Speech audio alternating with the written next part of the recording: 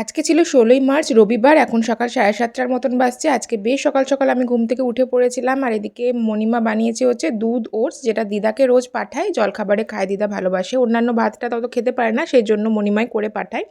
মা সমস্ত সবজি কেটে দিচ্ছিল, মশলা বেটে দিচ্ছিল, আর মণিমা এদিকে রান্নাবান্না করতে শুরু করে দিয়েছে। আমাদের বাড়িতে সকাল সকালই রান্নাবান্না শুরু হয়ে যায়। ৯টা সাড়ে ৯টার মধ্যে সমস্ত গ্যাস-ট্যাস পরিষ্কার পরিচ্ছন্ন হয়ে যায়। আর এদিকে হচ্ছে আমাদের মাসি নিয়ে এসেছিল প্রচুর সজনের ডাঁটা, যেগুলো থেকে এত মিষ্টি গন্ধ ছাড়ছিল।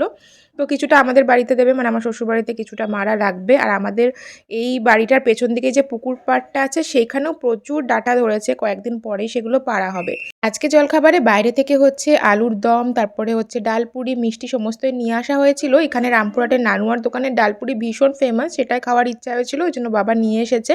মণিমার সমস্ত রান্নাবান্না কমপ্লিট। আর আমি যেহেতু মাছ খাবো না, ট্যাংরা মাছ আমি খাই না, তাই আমার জন্য হাঁসের ডিমের কষা হয়েছিল। আর এদিকে ভাই দেশি মুরগি নিয়ে এসেছে, সেটার ঝোলটা রাত্রের জন্য হচ্ছে।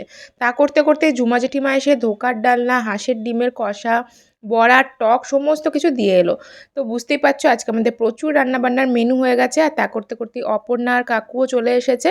আর অপর্ণার মা কাকিমা হচ্ছে আমার জন্য লিট্টি করে পাঠিয়েছে, কারণ আমি লিট্টি ঠেকুয়া এগুলো খেতে ভালোবাসি।